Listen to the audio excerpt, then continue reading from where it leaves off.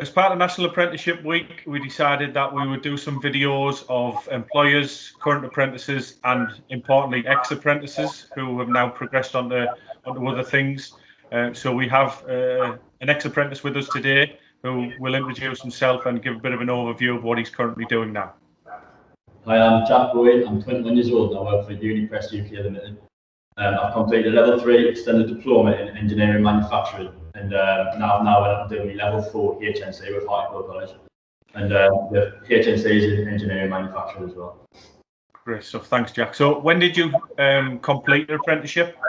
My original level 3, I completed that in the September of 2019, and that's when I think also I started my first year at HCFE with Hartlepool. Okay, so was it always an ambition of yours to progress up through the levels? I've always let that be known in the company as well. That when I completed my level 3, then pretty much straight away going to progress on to level 4. So that was always known, and the company, Unipres, have been very good with that, and they've always let us know that the options there, and they were planning on putting us through it. Very good. How many was in the cohort of apprentices when you started your level 3? When I originally started, there was 18 of us, because there was two, like myself and one other lad, we were in quality, and then there was 6-day maintenance lads, and so we'd done the same as them all the way through, and then until we came into the company and started doing our department-specific roles, but there was originally 18. Okay. How are you finding your new level 4 apprenticeship under the current circumstances with the virtual delivery from college? Like we all expected, it was going to be slightly difficult, but more just a logistical sense. Like the learning and the lectures that will get delivered still exactly the same as if we were going to be there, and the assignment work is like we always have the support and the help we need, and it's pretty much the same, I would say. I'm not struggling at all with working from the remote laptop. Brilliant. Going back to your level 3 all those years ago, what made you apply for that apprenticeship? Pretty much when I was in the last couple of years of like secondary school, I wasn't too sure on what I wanted to do, but I knew I wanted to get into the world of work straight away. And in like year 11, we had careers fairs, and then an engineering sector was just appealing to me straight away. So I knew I wanted to go into there, and I knew I wanted to start making a bit of money myself. But also, I wanted to keep my learning going, so that's why I thought an apprenticeship was good, because we're learning, we're working, and we're earning at the same time. So it's a bit of a no-brainer, really. Yeah, great stuff. So just give me a quick overview of that full experience of your level 3 apprenticeship from day 1 to the day you completed. How did you find the full experience?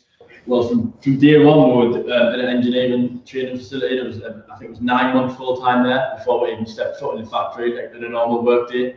So I learned quite a lot of skills, like your basic health and safety, how to go on, and then once we got into the factory, I felt like I already had a bit of a head start. I think I'm quite like an easy person to get on with, so I was getting on with my colleagues well. I'd already been here 20-30 years and that. But yeah, it was a good experience. We learned a lot from the training college, and then coming into the company, I think that helped us like kickstart our careers in here. Great stuff. Would you say that your level 3 apprenticeship from 16-year-old transformed your life in any way? Has it changed you for the better? Yeah, definitely. I think it helped us learn a lot of skills, social skills, like formal and informal, really, because we were dealing with, like when I was in the company dealing with other companies and other suppliers, we were learning how to speak to people and how to speak formally to people, how to speak informally when you're within the company. Team building skills, that's a huge one as well, because within engineering you always need to work together. And we've learned that from day 1, really, and that's just getting better and better. I still learn things to deal with. I'm just always like open to learn, and so it's like life skills, really. Yeah, great. Lots of positives coming out of what you're saying. Would you then recommend apprenticeships to young people of today? Definitely, just for anyone really. If you're looking to get into the world of work and you also want to carry on your studying, and there's apprenticeships in everything we do, so I would definitely recommend it for anyone.